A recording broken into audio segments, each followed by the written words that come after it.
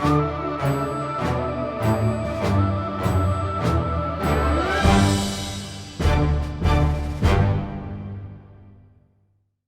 5:03. So I'll call the meeting to order. And if it's all right, we'll say the Pledge of Allegiance to start.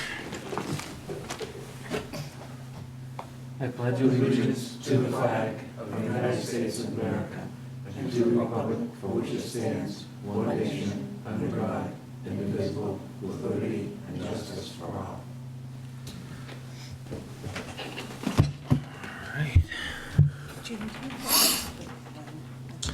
All right, this is the June 14th Zoning Bylaw Study Committee meeting, and welcome everyone. Now, Bill and Helen aren't here, but is there anything in regards to the last meeting that people would like to discuss? Mr. Chairman? Yes, sir, Jim. Adam Holmes has also joined the meeting via Zoom. Excellent, excellent. Hi, Adam, how you doing? Hi, Adam, can you hear us? Adam, can you hear us?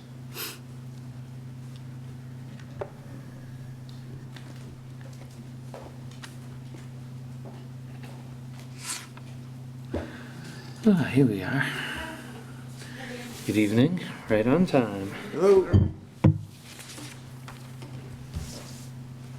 We have Adam Holmes with us this evening on the screen.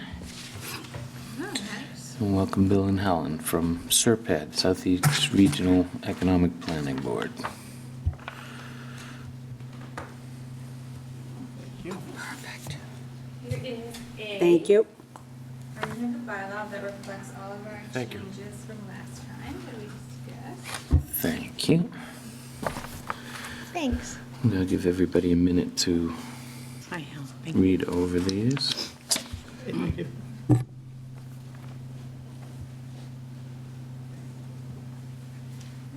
So, focusing in.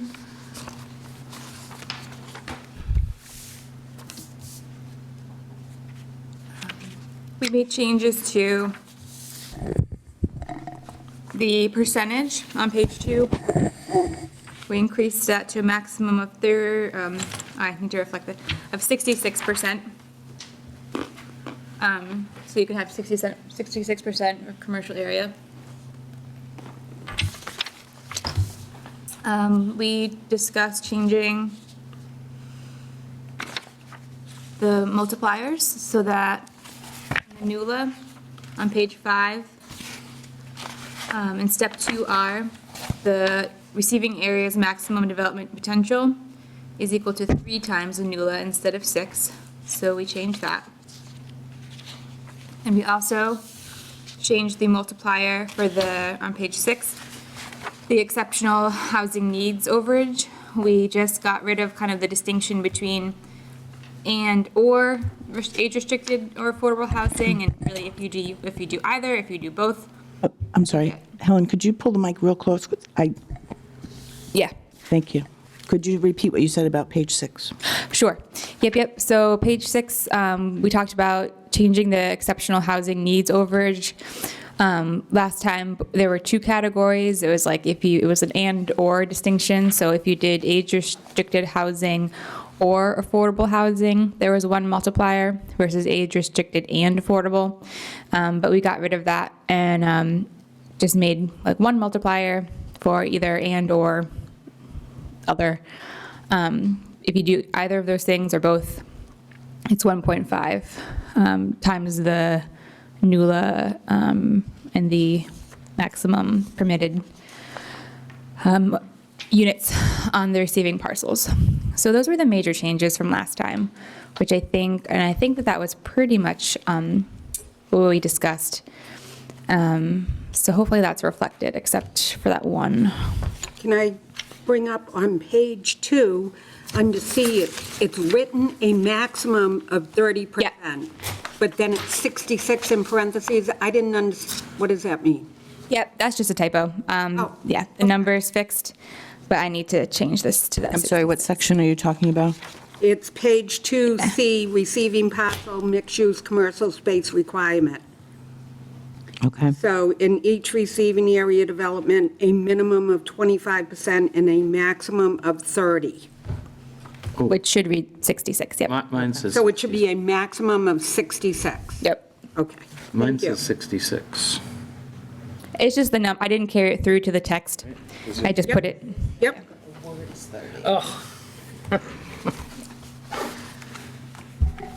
Yeah, have this electronically on your computer? yeah, I'm going to send it, I'll send it right now so that Adam can also Okay. be looking at it too.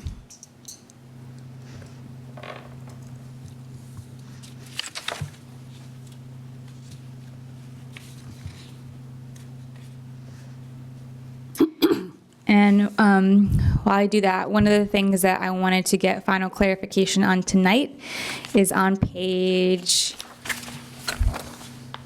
6 into 7, kind of the banking development credits section.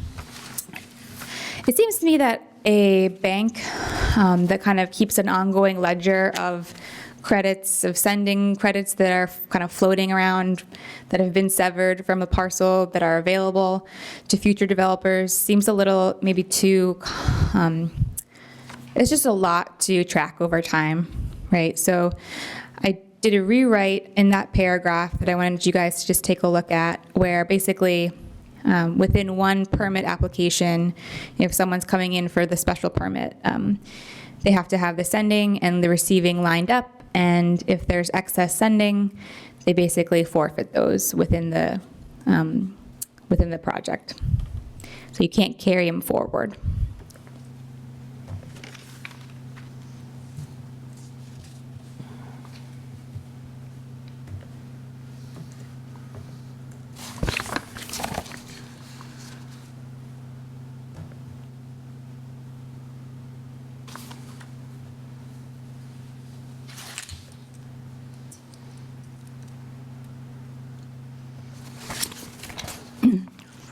Mr. Chair? Yes, please. Helen, I just have a question about that point. Won't that discourage people from trying to keep their property as a sending area? I mean, If anything, it might discourage them from trying to use this mechanism. It does give them the freedom to say you're working with one sending area that generates, so that's what the example is on the next page. You know, it generates 20 sending area credits.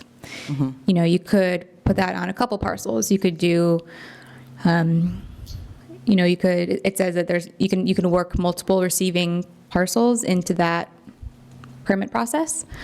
So I'm hoping a motivated developer would want to work that out. But I don't know, there's no kind of other way to do it. It's either kind of this way or the bank way. And it just seems really, really rough to go that bank route. it does. Well, I agree. I just, yeah.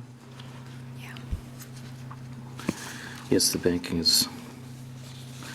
adds another layer of complexity. So you lose the excess credits, basically? Yeah, if you couldn't work them into that. But on page 9, on 27 dB, the last line there, Yeah, this was our cheat sheet from last time. So that wouldn't apply anymore if we go that route. would be eliminated. Yeah. Yep. So the last line is crossed out, excess credits left over with. Yeah.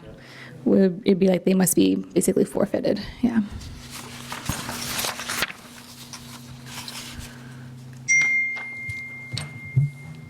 I mean, I think we give people a lot of options for getting there between the various multipliers and also the multipliers for affordable housing and age-restricted housing. I think those kind of give people more and more opportunity to apply their development credits from the sending area. Right, rather than lose them, they would be Yeah. more inclined to include. Yep, I can see that would be another. Now, I didn't notice that we have a requirement for 10% affordable housing is generally included in most of these high-density developments, Yes, we don't include that here. which can be waived, I would think, for affordable or age-restricted housing. But I would leave that up to the board, and I think we should determine a fair percentage for affordable housing requirements involved in this. Mr. Chair? Yes, please. I think at the beginning of this, when we started talking about the project and this bylaw, one of the goals was to get more affordable on the books for our state, goal. So I don't think 10% is going to get us there. I would tend to agree with you. I kind of lean towards a 15%, but that's just me.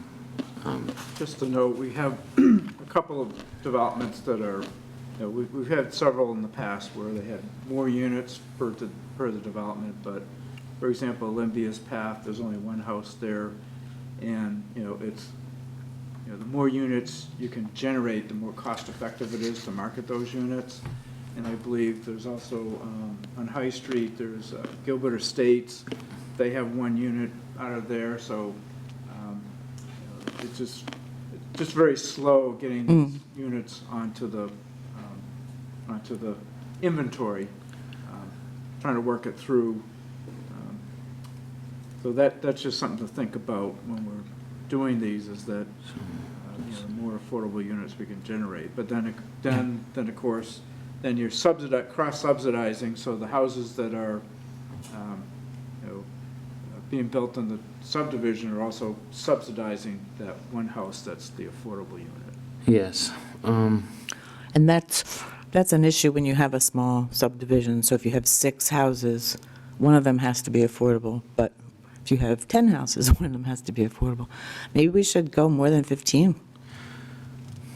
You're saying it's more cost-effective for the developer to market them? Because and then the same thing, so if you go up with a higher percentage of affordable units, then you want to make sure that there's also additional units of market rate housing that can also subsidize, those affordable units. Yeah.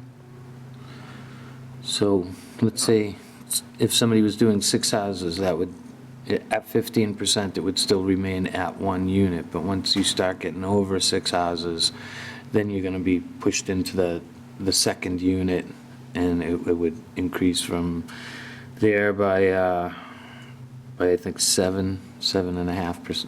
Every 7.5 houses you built would add that second extra unit in there.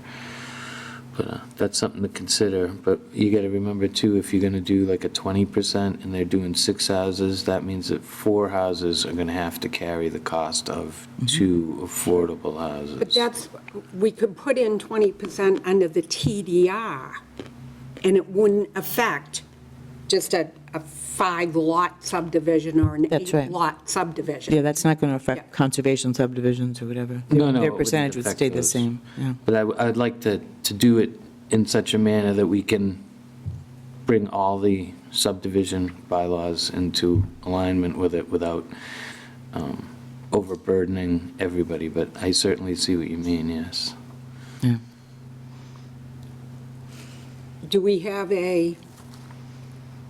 Does the developer have an option to contribute money versus housing?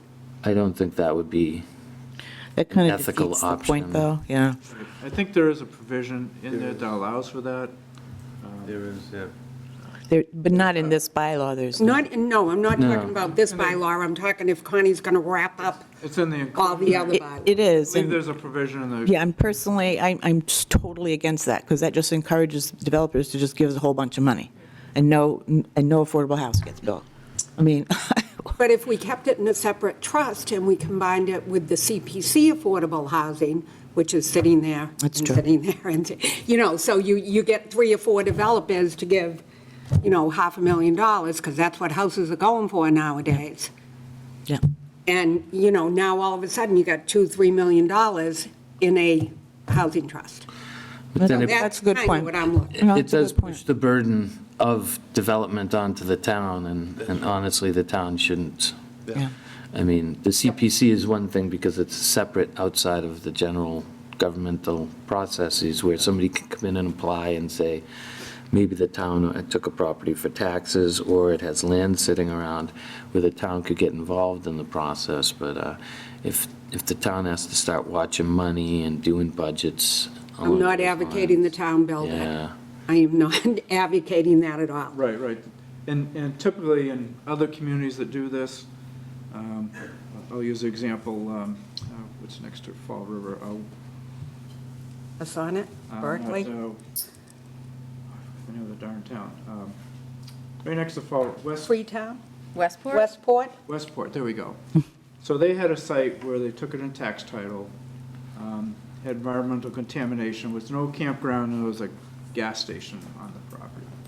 And so I was involved just funding it for brownfields money. But they did the cleanup, and then they had a third-party developer come in who actually did a development based on plans that the community developed through their affordable housing trust, and then there was a couple other groups.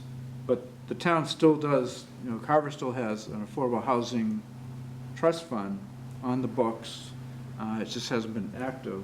And through that mechanism, it could work through a third-party developer, such as there's NeighborWorks of Southeastern Massachusetts, which they took over Housing Solutions, what used to be in Kingston. And then before that, they were affordable housing of the South Shore. So working with a nonprofit, the town could work with a group using monies from, the CPC, developer donations, and other sources to put together funding. And it could be that the town could do a friendly 40B to help get its numbers up quicker than, one unit, every 5 years from a development. Because Olympia's Path, that was approved back in, I think it was 2015. And now they're finally getting down to, I'm gonna put a plug, so the Olympia's Path, the affordable house, there's a link on the town webpage, so if anyone needs an affordable house, they can click on that link. I think the price is about 300 and some change. It's Cheap nowadays. Well, my feeling, and I'm just one person here, but my feeling about that still does what I think the affordable housing clauses in all of our bylaws should be doing, and that's putting them in the same neighborhood as the market value homes. And because now we have, here's the rich people, and here's the poor people over here. And I thought that was kind of one of the things we were trying to get away from. At least that was the original intent of the percentages in our bylaw. And the houses have to look the same from the outside. Yeah. You don't have to know that I have a linoleum counter instead of a marble counter. right, but you could create an affordable house, because essentially 40B, like a 40B project coming into town, that's mostly market rate, and the developer is subsidizing the affordable units as required under the statute. And in exchange for that, they're getting more density to help cover those costs. No, I understand, but Carver's letting them just pay money instead of building the affordable units. Well, we're not, No, I don't that's think an option, anybody's paid. but We haven't been doing that. Right. Since I've been here. And how would we, And I don't want to, It's I don't on the want to start books. doing that. Yeah. how would we determine how much they would be giving anyways? yeah, I would have to look at the specific provision of this bylaw to see what it says. Just hasn't come up, so. Right, with the fluctuating on the markets, it goes up and down so quickly, so if you're gonna base it on the cost of affordable housing now, it's completely different than it was 6 months, a year ago, so. Plus, if it doesn't get done, it doesn't get done, and that's another raises other questions too. But I really do like the friendly 40B concept, and I'd like to support that, but I don't know. It's up to the board. Well, doing a friendly 40B, that you can do that outside of, this group and say, okay, does the town, how can the town approach creating more affordable housing of the type it's seeking to do? And figure out a kind of a strategy to do so. Right, well, we do have CPC monies, and we do have, the town probably owns quite a bit of land here and there, but you were mentioning the other Affordable Housing Trust Fund there, and you're saying it hasn't been used in a while? Is it? Been a while. Is there anything in it, or has it? I don't know, but I mean, it's been a while since that group even met, as far as I know. It's the Right. local housing partnership, yeah. Yeah. Right.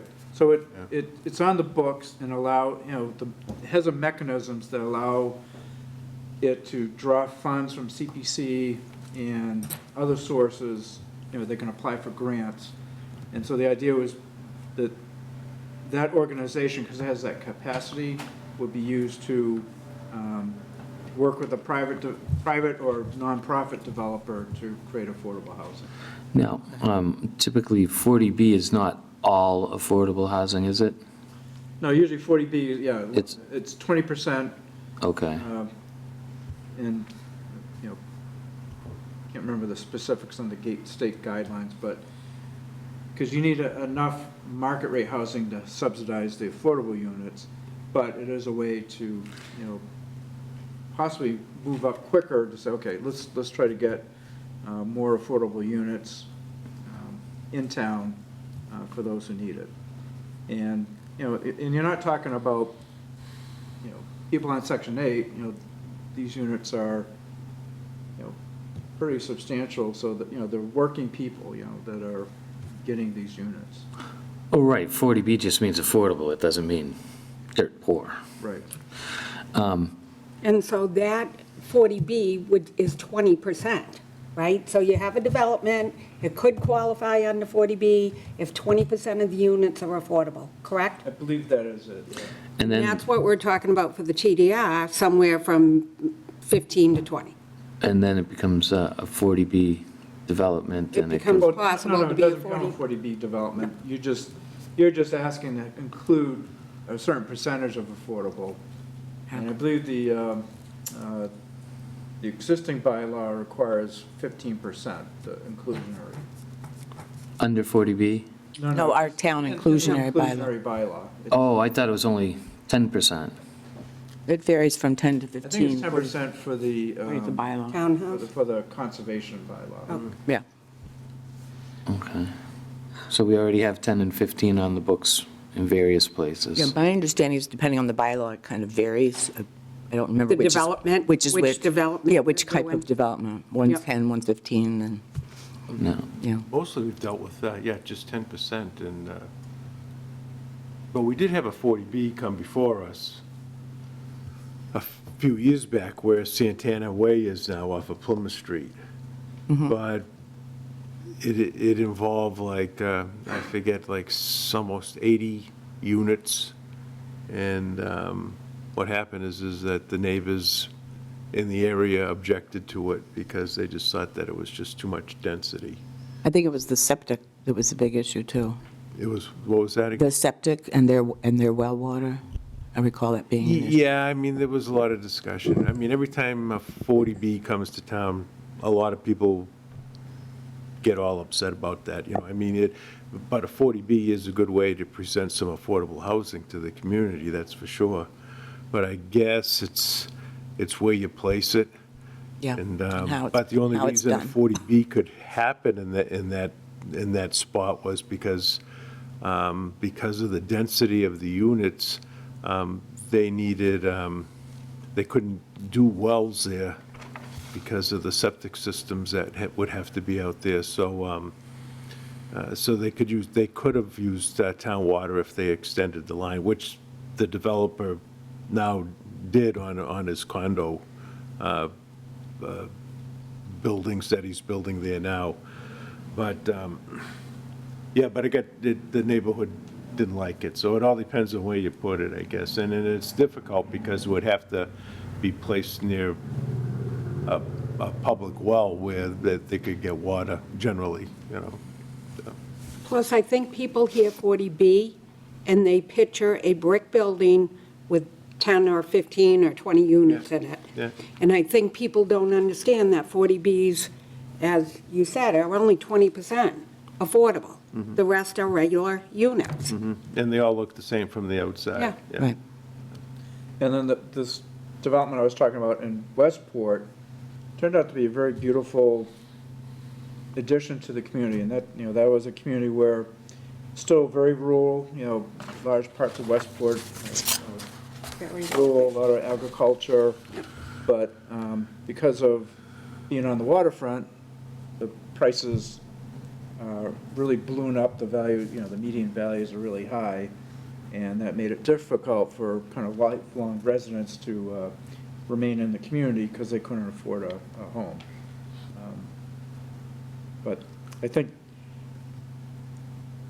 more discussion about affordable housing strategy, maybe we should hold off on that, and maybe that's the goal of another committee, but just kind of focus on this tonight, because we do have a limited amount of time, because our school committee's coming in tonight at Yes. 7.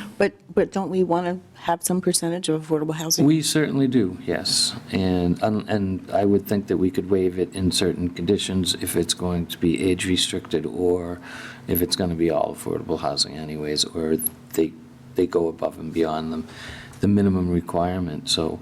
So what percentage do we want to put in this tonight?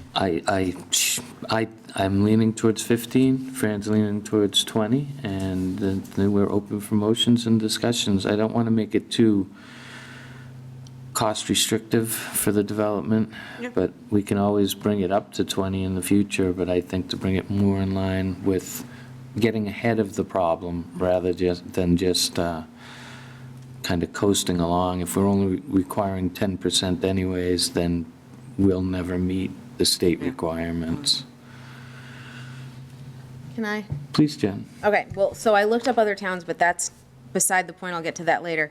Thinking about it, if we're offering between a 50 and a 300% increase in what can be built. So the difference between 15 and 20% is 5%. If we're offering 300% more in build, I don't know that 5% more should be that much of an issue. Yeah, that's a good argument. If we're allowing 3 houses on an acre of land, that's already 400, better than 400% development on that particular piece of land, but there is a cost for buying the sending areas too. Yeah. So I'm leaving it up to the board. But I certainly see your point that 5% one way is, as opposed to 400% the other way. But I'm open for motions. Well, I'll throw it out there. I'll make a motion for 20%, and we'll see how the board feels about it. I'll second. All right. We'll open it for discussion if anybody would like to discuss it. We haven't heard from Adam Holmes up there. I don't know if his mic is working. The mic's working, yeah. All right. Can you hear us okay? Do Yeah, he gave us the thumbs up, yeah. you have any input on this one? No, we can't hear, yeah, we can't hear him. Hold on one sec.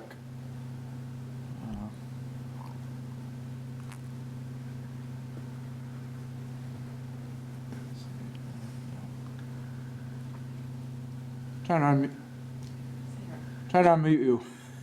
For some reason, we can't hear you.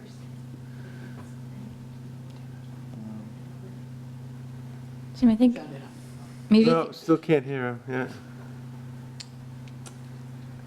Are your speakers up?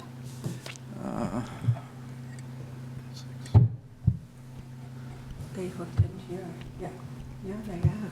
Looks like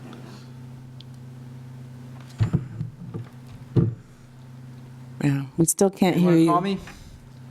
508 Uh, 208 6217. I wasn't sure you really wanted to put that out on the air, but.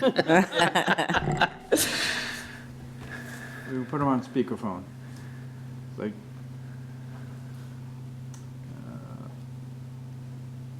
508 208 6217.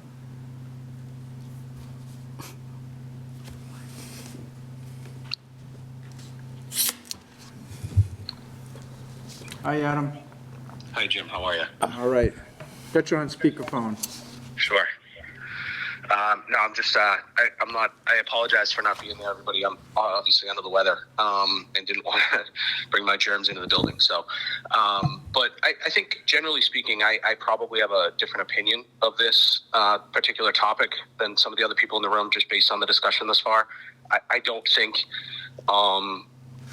a change like this to this particular bylaw, given the types of developments we're talking about, given the space that's available, and the potential development that's coming. I mean, I don't think we've talked about, unless I've missed it, sort of the magnitude of what can come. But my general sense is that building, the types of developments we're talking about, it's not going to make a substantial difference in meeting the 10% threshold that's required, or the then the 10% minimum threshold that would then alleviate the threat of 40B.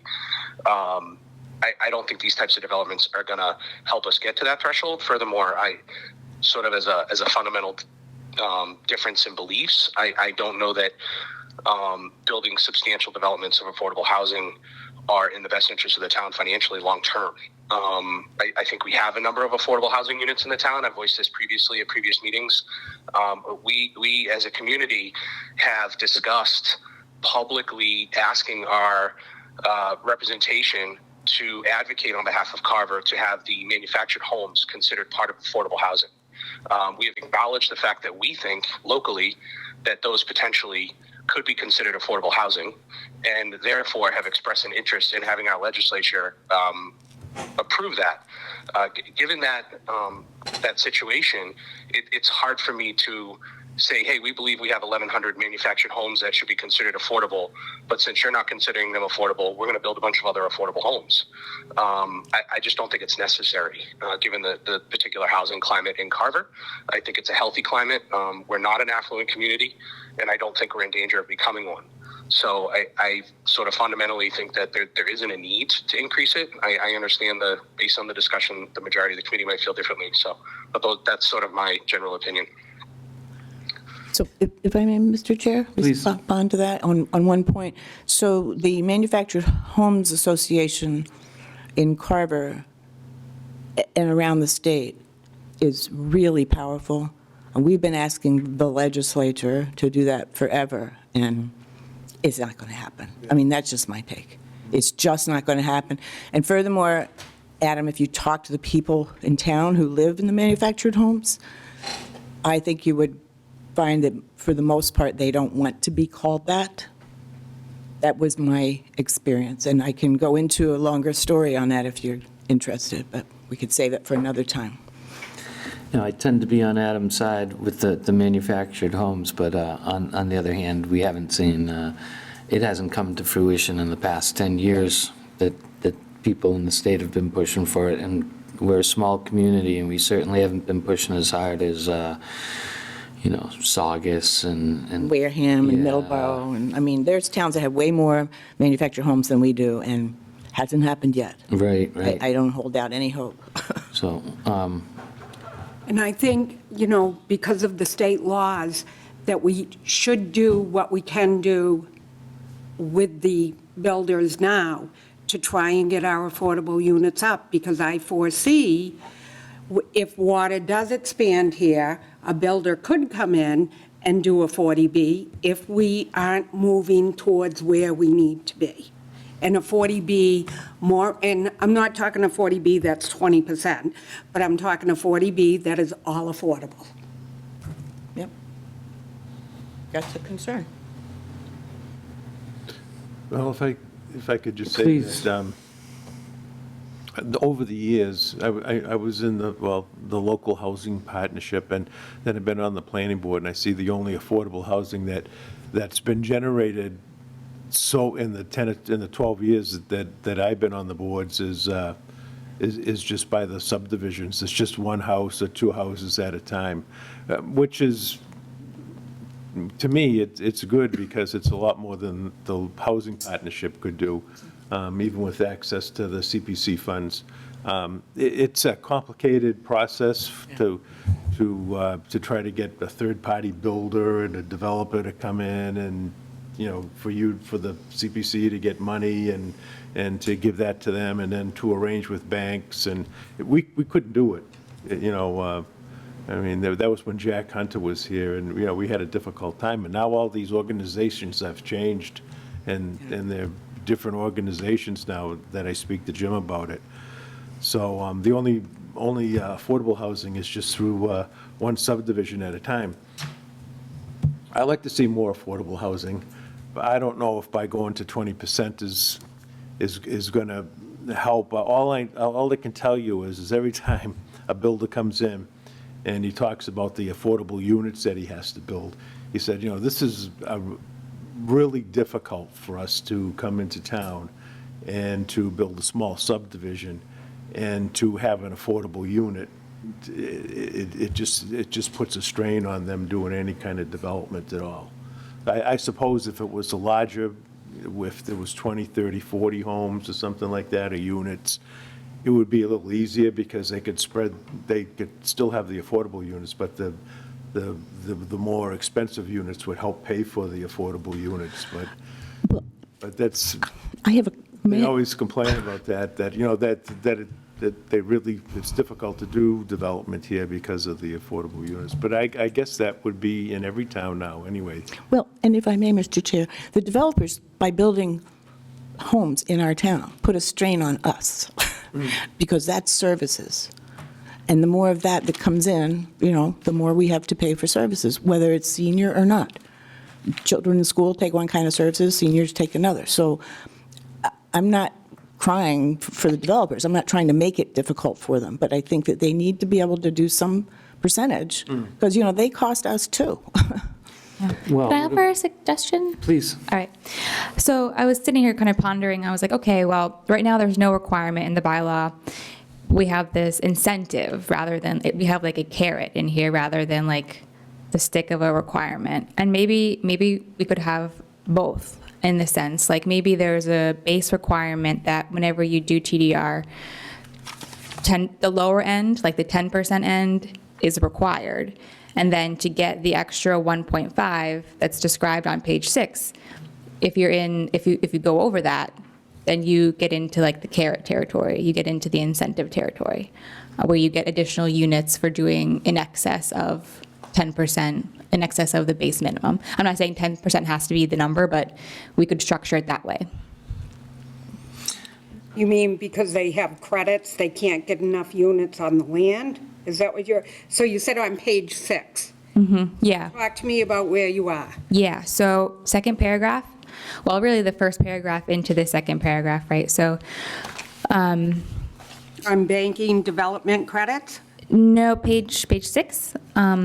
exceptional housing Yep. needs overage. Yep. So second, yep. So that's where we describe the fact that, say each transferred TDR credit that is to be used in the receiving area for age-restricted or affordable. So it sounds like in this case we're kind of geared toward affordable, but that any of those units, they can be multiplied by 1.5, allowing for additional TDR credit units to be applied and increasing the overall maximum permitted units on the receiving parcel. So that's what we had done so far. We had encouraged affordable units by offering an additional density, if you will, incentive. It sounds like, because we hadn't really gotten into the requirements territory until tonight, it sounds like you could kind of do both. You could say there is a base expectation that in any TDR development, you have to do 10% affordable. If you do up to 20%, the extra units between that 10% and 20%, that gives you an extra bump in the amount that you're allowed to put on the parcel, which might get some people additional market rate units to be able to offset the extra affordable. But it's just Well, I thought we had talked, I'm sorry, I thought we had talked about that with the last one and decided that affordable and age-restricted were going to be 1.5. yeah, and I'm suggesting that we rethink that, we reimagine it, we say, leaving aside the age-restricted component, we're just talking affordable right now, that there's still an allowance for that, but it's it's over, and it only kicks in once you've done your base requirement Okay. of providing 10% affordable. Please, Jim. Adam? Yeah, Adam? As a comment. Yeah, one of the things that I would be somewhat concerned about, just in the way it currently reads, if the intent of the committee is to encourage affordable housing, my guess is, and I could be wrong, but if I was a developer reading this paragraph as currently written, and I had the option to either build age-restricted housing or affordable housing and get 1.5 times the units, I'm building age-restricted housing because I can get more money for those units. So as currently written, in my opinion, they're going to get the number of units they want by doing age-restricted housing, but maximize their profit and their revenue on the development because they don't have to make them affordable housing units. With the mindset of a developer, if I read this way, I'd much rather get 1.5 times the credits and build build whatever age-restricted housing I had to maximize the revenue or the profit I can make on the development. And I would never build affordable housing units. I agree, and I think that we have to pick a goal, right? Like, what's more important, the age-restricted or the affordable? Well, why can't we do the percentage for both? So that if they build it age-restricted, it still has to be 10%. And if they go more, up to 20, then they get more units for both. I don't see why we have to, I mean, I get what Adam's saying, and that is true. They're never going to build affordable, but they'll have to build one or the other, or they can, if they want more units, they can build one or the other, but whichever one they build, if they have to have 10% as a base, then that's the way it is, you know? Okay, I could see that too. Yeah. I don't think 10% is high enough. Well, as a base, though, and then I think Helen's saying that's the stick, as we say, and then the carrot is, but if you give us more, you get more units yourself, more market units. I think that's what you said. Yeah. Either that or maybe up to 6 units is 10% and everything over 6 units gets bumped up to 15%. I'm just throwing Yeah. ideas out there. Please, Jen. I didn't feel strongly one way either, 15 or 20, and I just threw down really easy numbers. And I don't think 20% is unreasonable when looking at this. I kind of agreed with other sentiments. No builder's going to come in here and be like, we're cool with building an affordable unit, like no problem, we can absorb it, it's totally fine. They're just not going to, and they're going to balk at anything. But at 10 units, whether it's 15 or 20%, you have to build 2, and then it goes up. If you're building 60 units, at 15%, 9 of them have to be affordable. At 20%, 12 of them have to be affordable. I find it really hard to believe that if you build 60 units and 3 additional ones have to be affordable, that you're taking a hit on your profit. And I think either you or Bruce had hit, I think there's kind of a stigma around the word affordable. Because Limbia's Path, for an example, you said the affordable price is over $300,000. And I know the standard houses were selling for like $650 or something I saw in. So being affordable is not in those examples, it's not a bad thing. It's not something to be ashamed about. It's something that first-time home buyers, like, I just think of myself. If $300,000 is kind of looked down upon, that's a bummer. And no, this will not get us anywhere near that state mandate. I remember in the past, I think during the master plan process, Marlene, our former town planner, told us if we wanted to get there, Carver would look completely different without the mobile homes being considered affordable housing. So this is not, in my opinion, going to get us to that state minimum, but this is just going to let people come to Carver who, the way the market's going now, wouldn't be able to. You're building 80 units instead of, you could do 12 or 16. Those 4 extra units are not going to bankrupt a builder. So I think it's, I don't want to use the term goodwill, but I think it's ethical to put the 20% in there and not have it be unreasonable to have someone build 30 units is 1 extra affordable unit. and it's not affordable. So Okay, well- I would go for the 20. If I you- wasn't sure, doing the math and just thinking about it. If you're building 12 houses, you still have to build 2. So 20% would bump it up to 3. So I see what you're saying there, yeah. There's just not huge changes, and I think the word affordable has a stigma, and I'm not a builder, but from what I've seen and what I know, there's a lot of money in it. So having to put 1 or 2 at slightly under market price, I'd like to see statistics on a builder's end about where they're losing money. So I would support the 20%. What do people think about Helen's suggestion of the Yeah. the baseline and then? Now, what would the baseline be? Requirement 10% at, We could make it whatever we want, but Helen had suggested 10% as the baseline. And then if you went up to 20%, or anywhere in between 10 and 20, you get these extra units. I would say right? I would say at a minimum, you'd have to go over 15%, and then you can up the Up to- density. Up to 20. Yeah. Okay, so start baseline at 15, is that what you're thinking? I was, because I mean, what's the difference between 10 and 11%? Yeah, I know, that's true, that's a good point. Yes, please, Chuck, I've been, Yeah, I know, the affordable housing myself, I'd go for the higher number, but I look at this chart here, a half an acre, 15 units, you're going to have a minimum of 30 vehicles out there. Where in Carver do we have anything like that? wait, half an acre, what? That's what the diagram's showing. What right page there, you on? Page 6. 15 units? Yeah, the half acre is an example of what you wouldn't include. That half acre is like a wetland, yeah. Okay. Oh, 80 acres is oh, the whole okay. package there? Oh, what did we say? I think it's carrying over from the previous example, so 3.5, I think. 3.5 acres total, 3.5 acres? Yeah. Which page were you on? page 6. 6. Okay, yeah. Total wetland and wetland buffer area is a half an acre. And I think one thing that the committee isn't considering, that I really think that you guys have to be honest with yourselves about, this is not for single-family subdevelopments. This is for things like behind Colony Place in Plymouth. It's parts of Pine Hills. This TDR is not going to be used by any developer for single-family houses.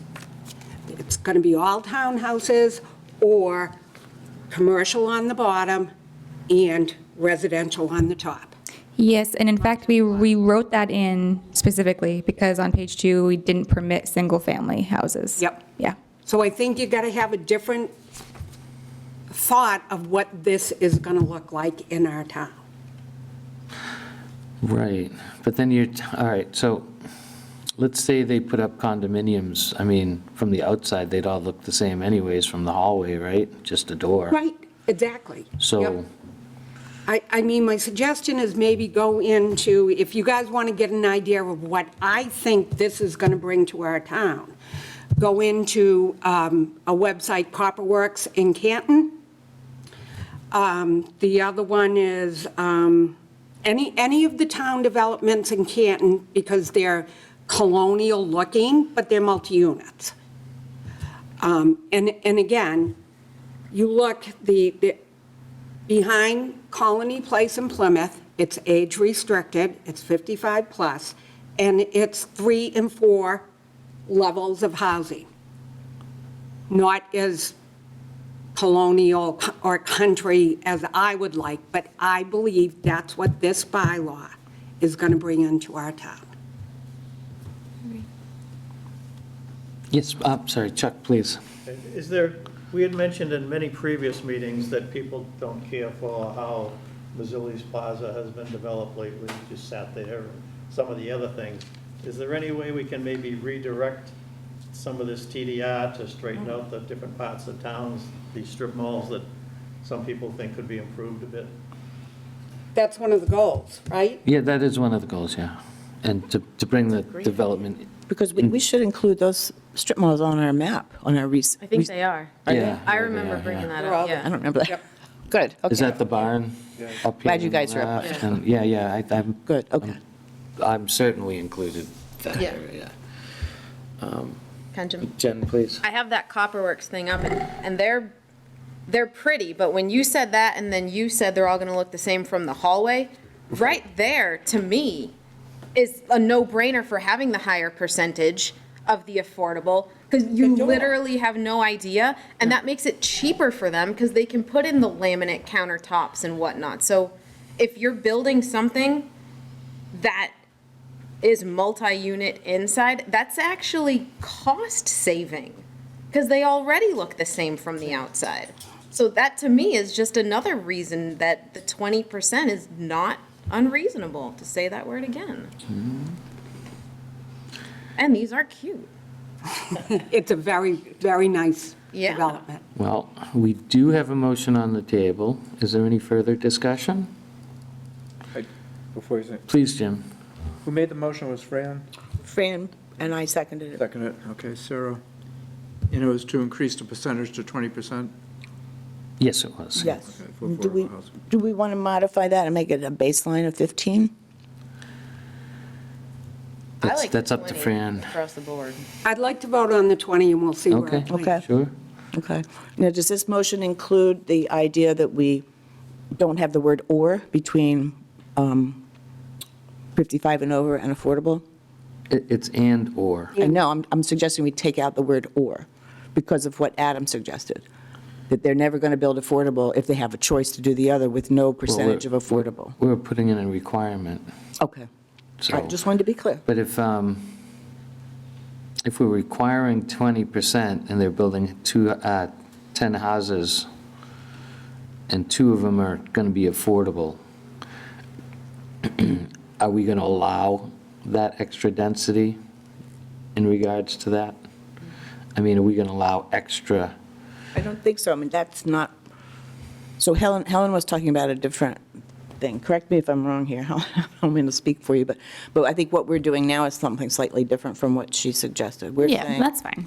Right, we're saying 20% across the board, whether it's over 55 or affordable. They both have to have, Or just regular, yeah. Or or just regular. Right, just- Or just regular. Yeah. Clearly, Right. affordable is going to be all affordable. They don't have a 20% Yeah. anything. So anything that's not already completely affordable would just be 20%. Correct. If we're trying to simplify the bylaw for developers, So, and that's where yeah, this all all right. started, let's try to keep it I as see that. Yeah. non-convoluted as possible. Yeah.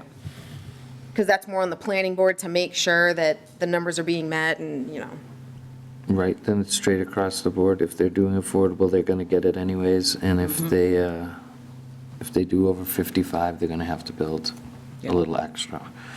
Mr. Chair, before we Yes. vote, can we restate the motion? Yes, please.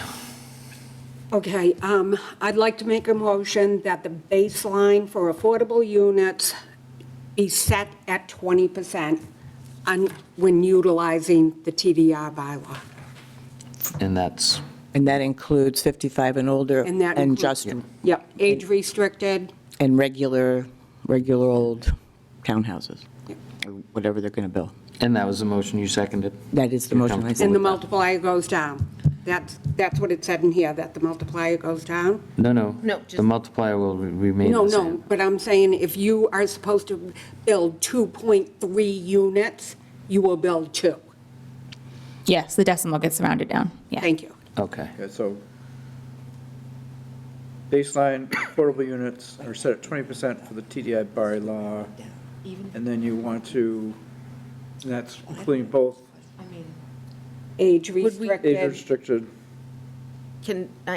wouldn't, it would make sense to Unconventional. round to the nearest whole number, because if you're at 2.9, to me, it makes sense to have to build 3, not 2. So I would round to the nearest whole number. okay, rounded to Over half. It's, that is tough, because in all of the other situations where you apply a multiplier, the mentality is that you can't build a ninth of a unit. That's not a thing. Like, a unit is a unit, so that's, if you're going to cut people off and not let them get to a higher number, like, you can't, I wouldn't have the double standard in the bylaw. I would have it one direction. Well, then that makes the 20% even that much more Right. reasonable If to we me, are- because it takes you that much longer to get to the next unit. unit. Yeah, if we're requiring 20%. So you would round it up, Helen, is that what you're Stick saying? with the round down. No, she's saying round. Down, yeah. Round down, Yeah, okay. yeah. To be clear. That's the only thing. I know what you're going to say. No, I was just going to Well, say, so if no, you get go to ahead. 2.5, that means you're going to get to 3? No, And No. anything under, 2.5 is still 2. oh, so, and 2.7, 2.8, that's just 2? Still 2. Oh, until you reach 3, and then, okay. Which is, with the higher percentage, seems fair. and that's only for the TDR bylaw, which is being created for density reasons. So if you have a subdevelopment of 10 houses, you're still under whatever the subdevelopment rules are. The 20% doesn't apply to any other bylaw except for the TDR. Right. Okay? All right. Any further discussion? If it's all right with everybody, we'll do a roll call vote because Adam is on the television. So Adam, if it's all right, if you're in favor, raise your hand, thumbs up. All right. Graham Mello says aye. Bruce Mackey, aye. Cornelia Shea, aye. Jim Bogart, aye. Sarah Hewen says aye. Jack Meredith says aye. Thank you. That was a big, Mr. Chair, I apologize, I misunderstood. oh, I thought you were asking if I was in favor of a roll call vote. I'm sorry. Oh. If he would, a what? We are going to allow Adam to revote. My vote, Oh. my vote to that particular motion would be no. Thank you. I couldn't hear you. You voted negative? You voted no. Okay. Okay, Is that correct? yeah. Okay, so, And can I just throw something out there too? Looking into other towns in Massachusetts, and I was trying to look and see who has used this, and Falmouth has, in their TDR program, they grant anywhere from a 20 to 40% increase. And I saw a study out where it talked about Hadley a lot, the Pioneer Valley Planning Commission.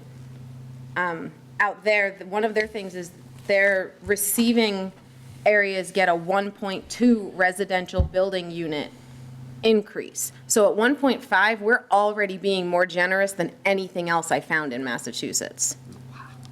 So, and it's being used in these places. People are using it at the 20 to 40%. So we're not being stingy when we keep saying, oh, we need to make it so people will use it. It's being used in other places with less incentive.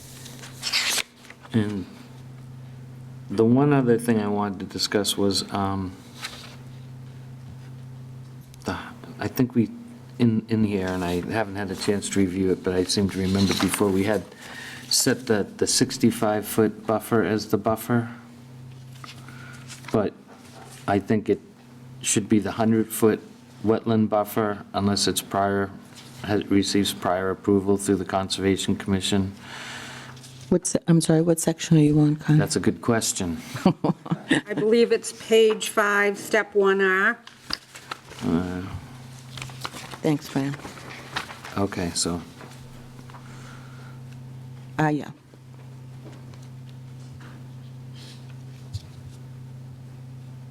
but I'd like to hear Jim's feeling on that.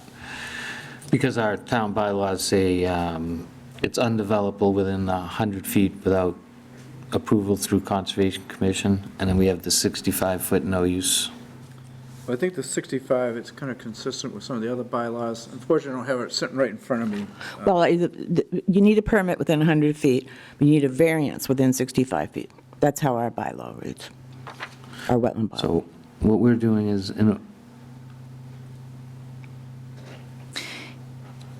So one just requires a simple permit, and the other requires a permit and a variance from the bylaw. right, so how would we work this? Yeah, so it sounds like it would be in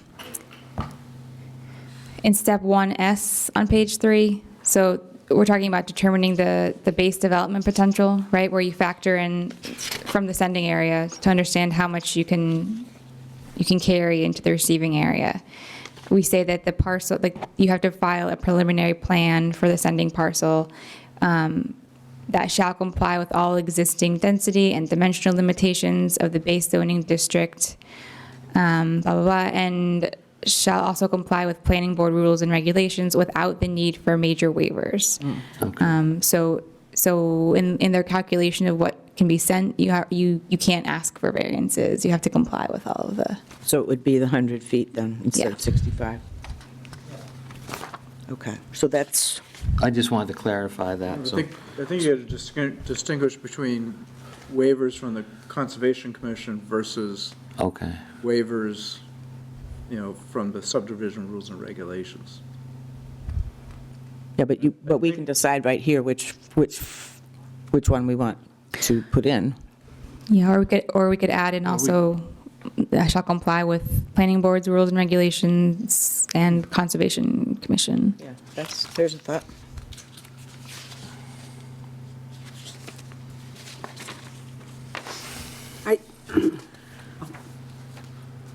When we're done with this subject, oh, okay. yeah. I have something else. Well, Mr. Chair, what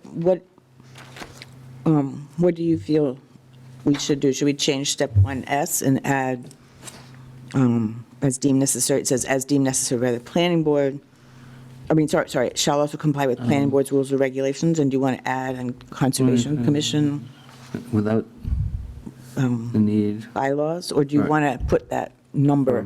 Just, I would think without the need for major waivers from any town zoning or bylaw.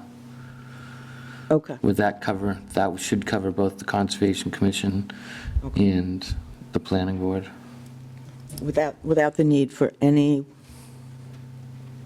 just say that again, I'm sorry, For waivers from from any town. any town regulatory board, I would thought bylaws or zoning bylaws. town bylaws or zoning And I would think bylaws. someone could still go and ask another board for a variance. Yes, yeah.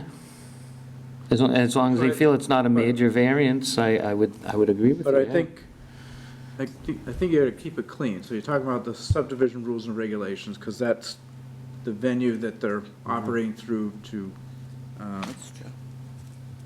get the preliminary development plan set, and that's based on the subdivision rules and regulations. The town zoning bylaws are also involved with that. Conservation Commission, there's also the wetland bylaws that are on the book, so, Conservation Commission still does their job with that. So sometimes I think people want to be so overprotective, they throw all these things on, but they're already out there. I mean, they're already happening. Okay. So like, for example, when we look at a solar project, we know that the Conservation Commission is looking at that very same solar project based on their, rules and regulations, their bylaws and the town bylaws, the general bylaws. All right, so you're saying that the statement as it exists is already inclusive of, Yeah, I mean, I think we're Okay. already doing that. So the idea is that the planning board does have the ability to have waivers from certain provisions of the subdivision rules and regulations. So it's not waiving whether or not a Conservation Commission bylaw, it's waiving something like, it's been a while since I dealt with one of these, but, Say setbacks or something like Yeah, that? yeah, something like that.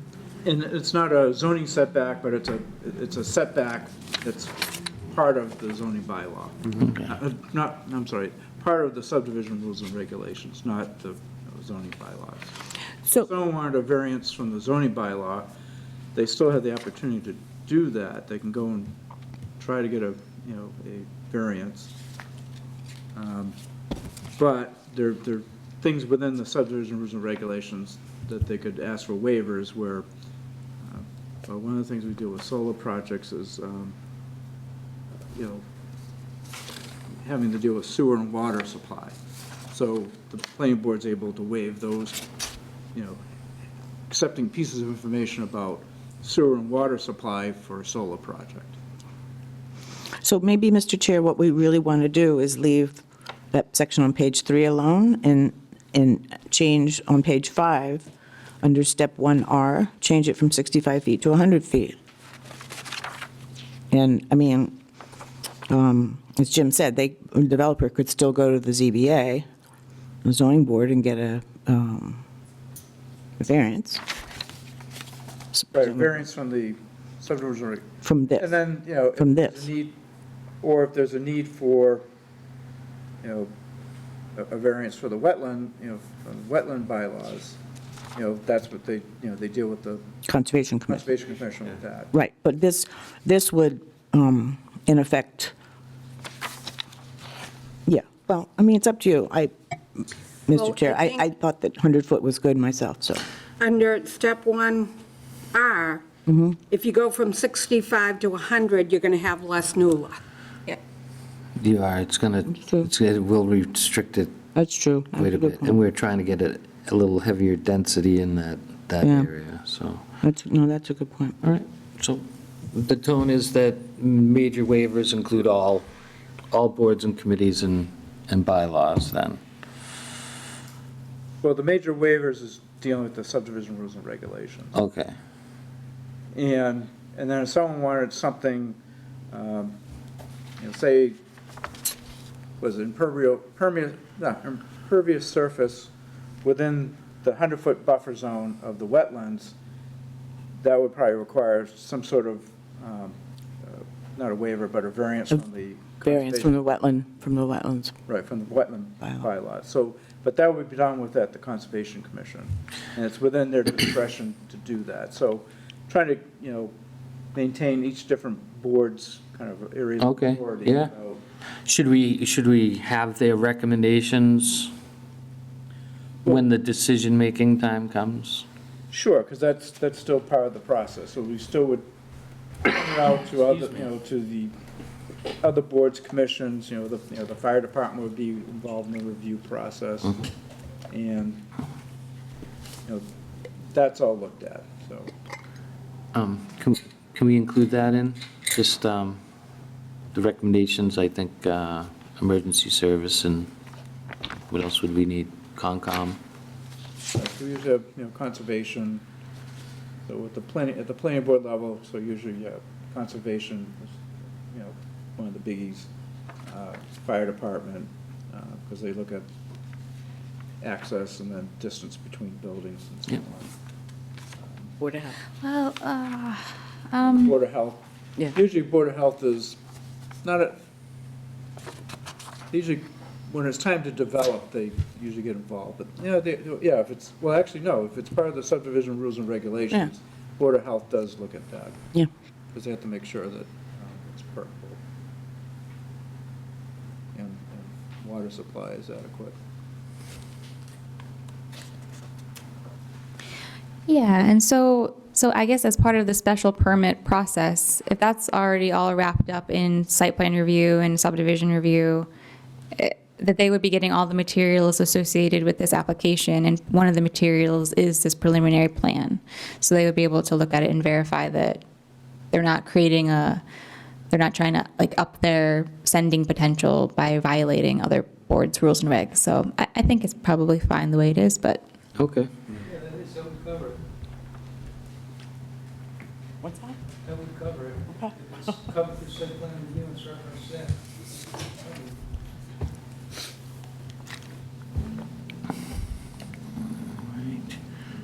Well, any other points for discussion that anybody has concerns with?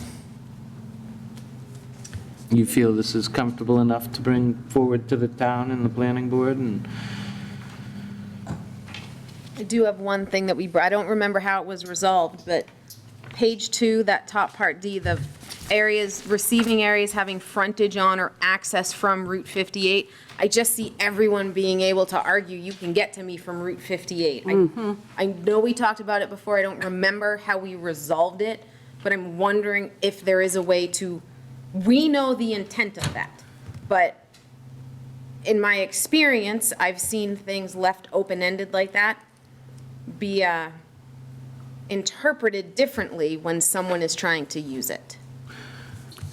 well, frontage is, Frontage makes Based sense, on but the access zoning. from, I mean, where can't you Yeah. get from 58? Honestly, and I go back to what they wanted to do on Silver Street. Now, that parcel doesn't happen to be in a receiving area with the map we did. But if they've got the parcels, they've got the backland on Silver Street, if that house lot on Silver Street was a receiving parcel, would they be able to buy that house lot, combine it with the land out back, and go from 9 acres to 15 acres and utilize this because there was a parcel on 58? Well, yes, but it's not on a map, but yes, they, technically, if you own a land-bound parcel and you buy a parcel with the appropriate frontage to the zoning district, and we don't have much in the residential district, but that's 150 feet. So if they bought a lot with 150 feet and it was within the traffic safety regulations, far enough from the sets of lights and the intersections and stuff, yes, they sure could. I just think that as a committee, no. You couldn't utilize the TDR bylaw. Like, it sounds like it's you're describing a situation where you're like gaining access through the purchase of a parcel. But it's just the way the receiving area is, like, it doesn't, we've put a line on the map, right? And that line's not going to change if they purchase both properties. Right. It is what it is. They could go and use Okay. another Yeah. mechanism to develop that property, But they couldn't but they couldn't use the TDR bylaw. Right. Okay, I'm good then. Well, my Provided that- concern is so many things are marketed as, oh, convenient access to 495 and 58. When this just says access from Route 58, I just think that opens the floodgate up to everywhere. Yeah. I just don't remember how we resolved it. But You said it's by parcel. Yeah. The parcel has to be on the map Yeah. as a receiving parcel. So the definition of access is direct access from Route 58? Because So the distinction in D, it's really just what, in the receiving area, what has a lot size minimum. That's what that clause is creating, right? So I agree. So if you want to reduce if you don't want to say or access, that's fine. I don't think it makes much material difference because you can only do the receiving where the receiving is indicated on the map. But if that is making people like uncomfortable about lots that you might want to have a 5-acre minimum that won't because they have access from 58, take out access from and just have frontage. I've just been in experiences when things like that Yeah. have been used against a board or committee's, oh, well, I want that because look at what it says, I'm interpreting it this way, even though the intent is known. So Frontage on Route 58. frontage is great, but access is problematic to me. So if it's in the sending area, let's just say, let's go down to, where the gas station is north of 44, and let's say this guy had some wonderful land up in the back that would be perfect for some form of housing that could help the town meet its housing goals. But they had to buy a front lot in order to gain access to that back lot. You're saying that that's a bad thing now? No, I don't think it is. I think it's two separate issues. It's two separate issues. Right, because Yeah, I think it's more it just about has the to do minimum. with what's allowed to get under that minimum size. And so I think it makes a lot of sense to have the frontage there because those lots are small anyway, and you can't really change them, and they're right on 58 as they are. I think it does make sense to remove or access from to give it less ambiguity and to protect yourself a little bit more in terms of what can get under that 5-acre threshold. Why not? Frontage is definitive, access is not. Yeah. Yeah, that works. I'm open to motions. is that a motion? Okay, no, then I'll make a motion to remove the words "or access" from page 2, part D, near the top. What is it? Second. 2720, part D. We're going to open it up for discussion. Everybody's looking at you, Adam, because we can't hear you. Or access from, I forgot the word from. you're still on? That wouldn't be Yep, I'm good. correct. Okay. Motion's been made and seconded. Second was by Sarah? Yes. Yes. Do we hear any discussion? So when you talk about frontage, is that current frontage? according, Okay, so it would be, what, 100, or whatever it was in that particular zoning district, 150 feet or 200 feet, whatever it is. well, what's commercial? Commercial's under 150 feet, isn't it? Commercial's Under 200. 60? You know, What happens to the lots that we've picked out but may not have the current zoning frontage? Well, they would need to be required to have the frontage that's required in whatever district they're in, right? So if it's a commercial district or village district, village is not as much frontage. That 150 is residential frontage. Right, that's the largest frontage we have, isn't it? Yeah. Yeah.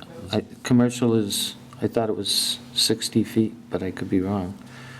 Commercial, no, it's, I don't remember either. yeah, I don't have the. But I think 150 is the largest. We did allow deviation from frontage right now, as it's written on page 7,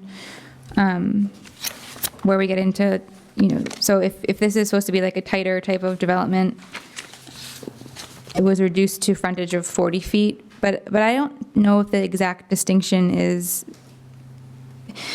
I don't think in this bylaw, people are going to be looking to subdivide. I think people are going to be looking to aggregate to give themselves more. So I don't think it's a big issue here. But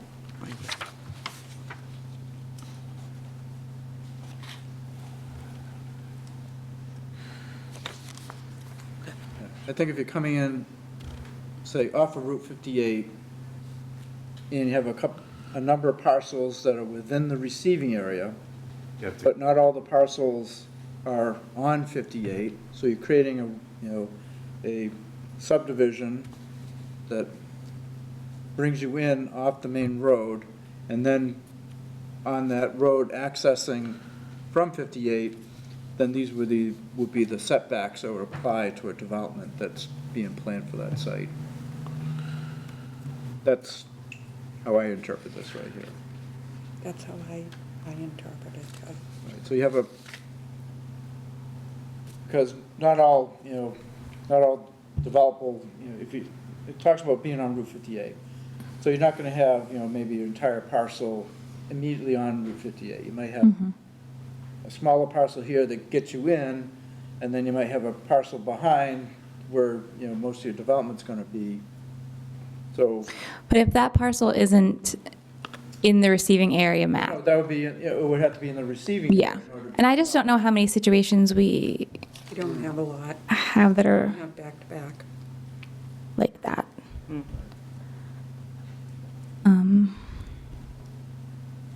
Definitely up in the corner, there are some that could be like that, in the northwest corner, that maybe have that potential, but the ones along 58 itself, they're all just single lots with frontage, basically.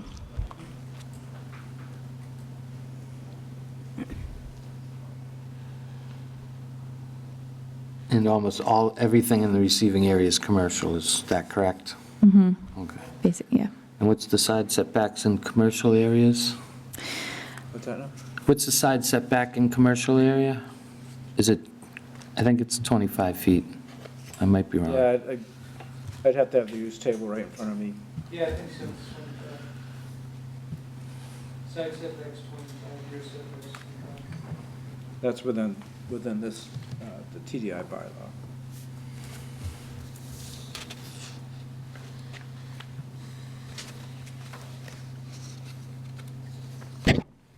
Sorry.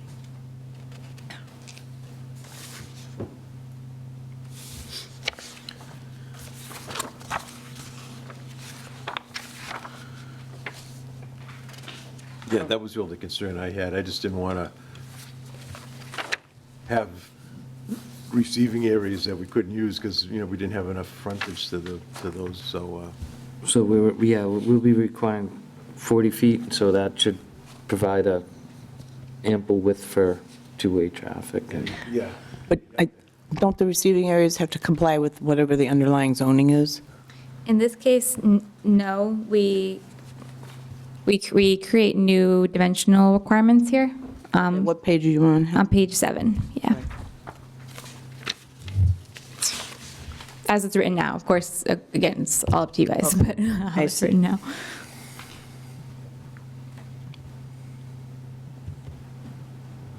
Okay. But are these aren't all that much different from the commercial requirements, are they? The setbacks, I mean. Okay, yeah, frontage 40, okay.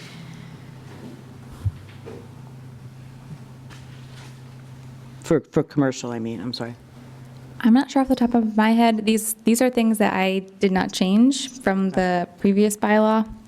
So I would hope that they would have referenced, Okay. but Jim's gone to get his reference. Oh, good. This one escapes me, but, Well, Jim's gone, can I go off track and just make a request to get, I know we were working on the maps up until like before the last meeting. Could we all get a copy of the latest, greatest? yep. yeah, definitely. Because I still would like to go through the exercise of finding out how many acres we have in sending and how many acres we have in receiving. Yeah, that would be really good. Yeah, we could definitely, the map's going to need more work and more input from you guys before this should be presented to anyone. I think that the exact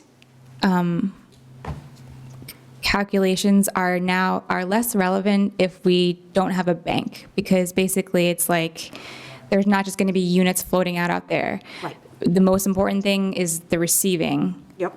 And so it's like just knowing what those numbers are, that's kind of like where you max out on your development potential. Yep. Village business, 100. And could I make one more quick request? On page 6, because I, like Chuck, I was confused about this too. If you could, like all the other little Yeah. pictures you did, if you could just put what the total acreage was, Yeah. that would be great. You guys still have a motion on the floor, right? Right. Right, yeah. Right. And actually, Helen, maybe on page 7 as well, if that's relevant? I just run through the And the commercial. frontages for each of the districts. Frontage, Yeah, that's no problem. Residential, HC, green business is 200, residential is 150, village business is 100, village is 100, village residential is 100. Do you want to say those so we can hear it, Sorry. Mr. Chair? Village and, commercial and village residential and village business are all at 100 foot frontage. When did residential change from 150? In the village. Oh, in the village, I beg your pardon. Residential, agricultural, still 150. Right. I don't, which one is, Highway commercial 250, highway commercials 250? general business 200. And then green business park, industrial A and industrial B are 175. Industrial C is 250. Airport 150, and then the Spring Street Industrial Park is 175. And that's all frontages. Those are all the frontages. Thank you.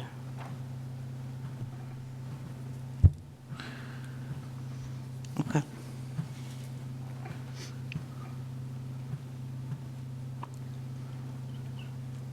So Bruce, the frontage is only required to be 40 feet, so, No, I think that would be fine. yeah.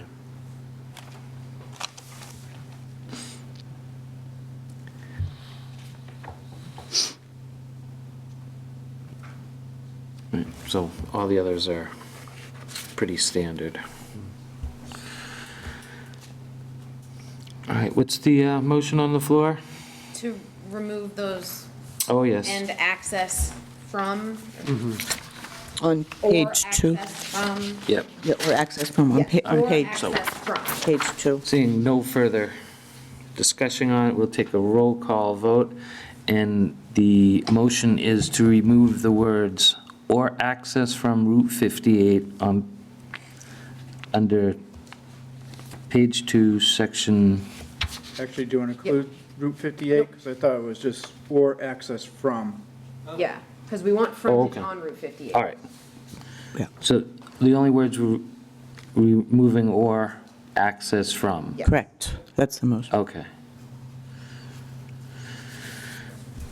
All right, and how we doing, Adam? Do you understand the motion? Oh, there, yeah, I do. okay, Adam Holmes says aye. all right. Fran Mello says aye. Bruce Mackey, aye. Cornelia Shea, aye. Jen Bogart, aye. Sarah Hewen says aye. Jack Meredith, aye. Motion passes. All right. Now, were there concerns about the frontage? I think the lots that we broke up are pretty well-established lots. They won't be subdivided any further, and maybe some of the older commercial areas in town might not have the full 100 feet requirement of the current bylaws. But they shouldn't be, I don't feel that they should be restricted from the opportunity.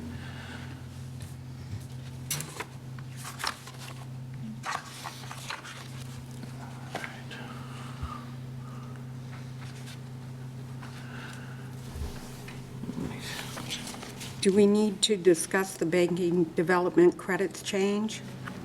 Or, We removed the banking. Does it look, I guess, does it read as you guys would want it to read? Sending area credits recent. What section are we on? page Page 6? 6 into 7. The like red text and the cross out. Oh, yeah. I'll make a motion that we change the wording from what it used to say and put in the wording in red that Helen has added. I'll second. So we're going to remove "must be banked for use on another receiving parcel at such a time as it is made part of a developmental application," and we're going to replace it with "the exceeding number of credits will be forfeited. Multiple receiving parcels can be proposed to accommodate sending area credits, but the maximum development potential calculated must be respected and not exceeded for each receiving parcel that is part of an individual TDR project special permit process." Do we have any? Simply so it's delete the crossed out language and Yeah. then add the red language. Yes. Any discussion?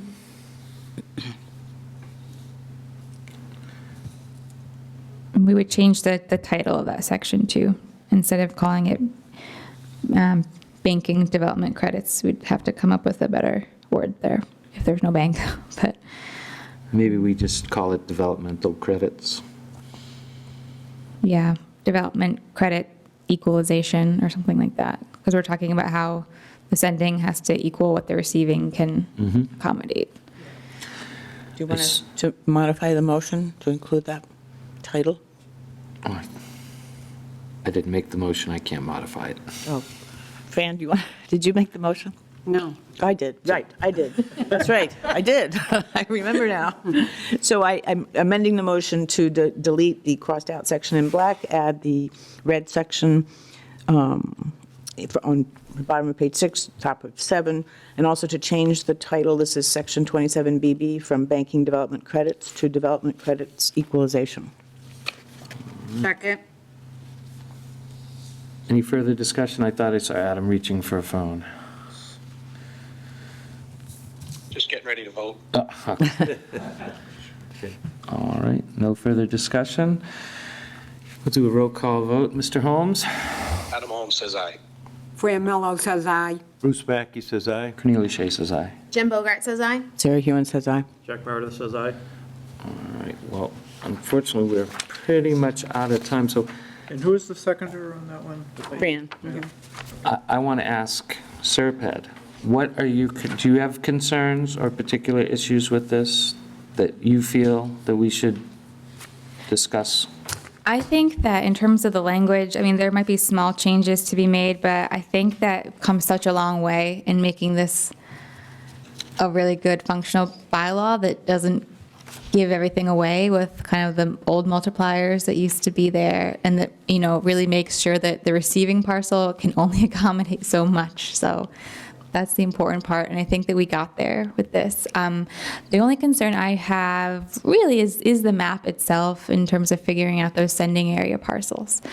And, you know, if you guys discuss this more as a committee and there are things that you want to delete, things that you want to add,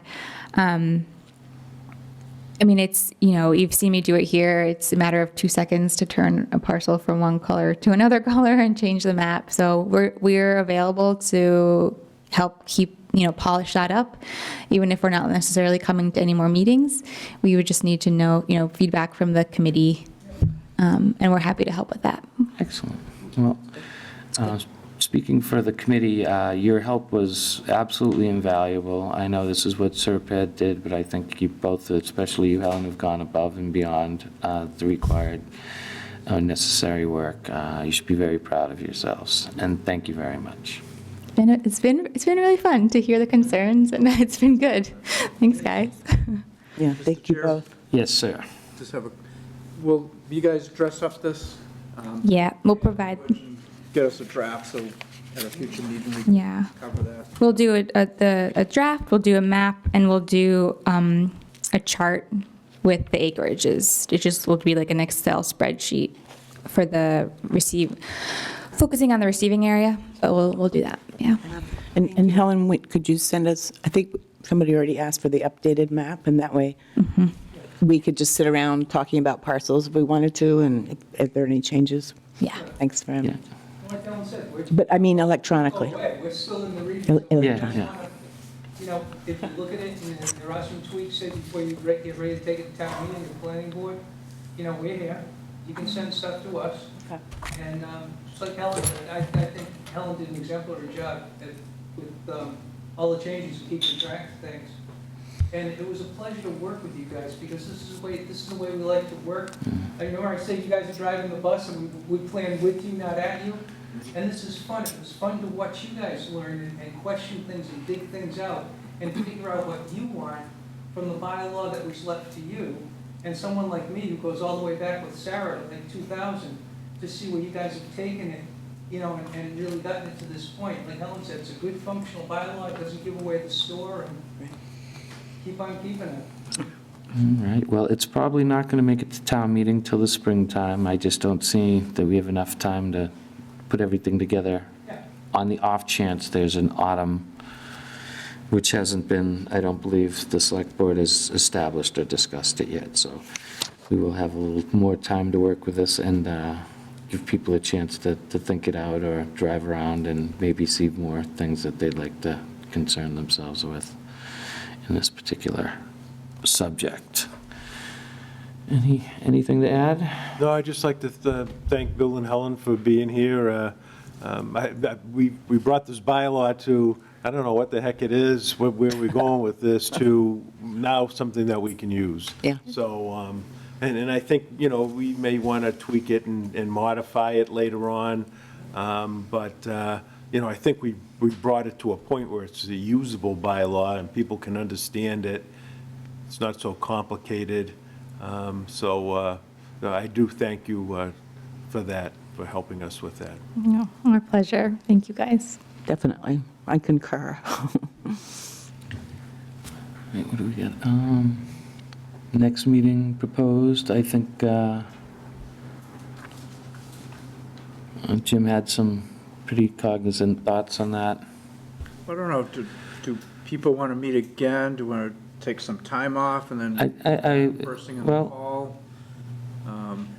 You know, better schedule something for September?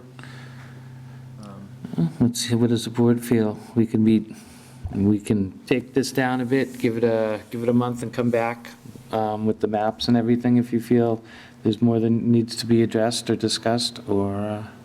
That's what I would like to do. I'd like to get all the edits done, the map together, give us some time to look, give me some time to look that stuff Yeah. over, but not wait until the fall to meet again. I think that's too long.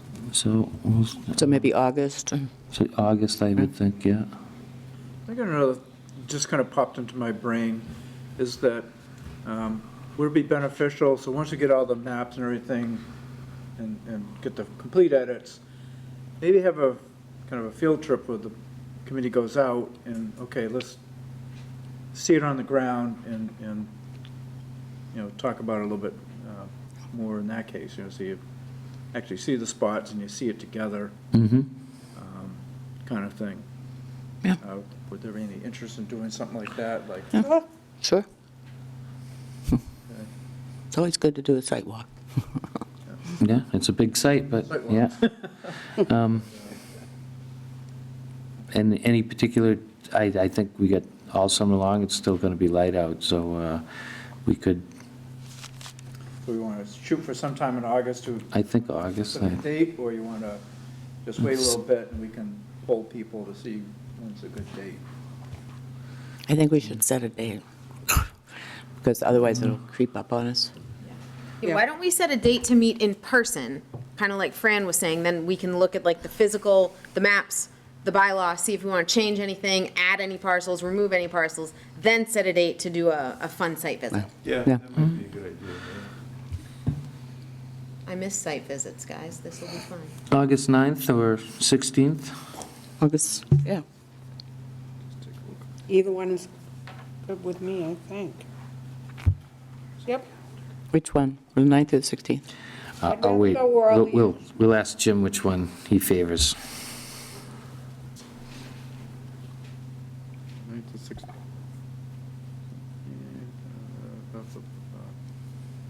Trying to keep it off a planning board week. So maybe shoot for the 16th? Okay. Fine. 16th? Yep.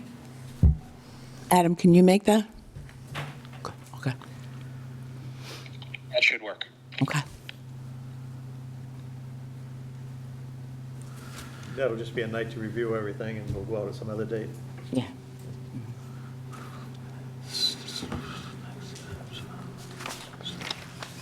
All right.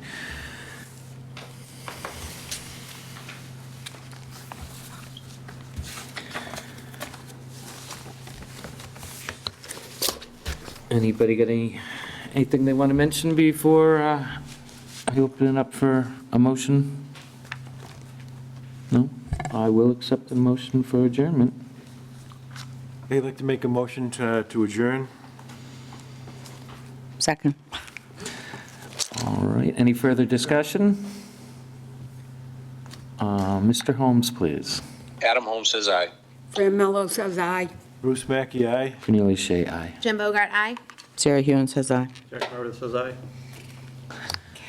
I keep looking at Helen, waiting for her to vote, so thank everybody for joining us. Aye.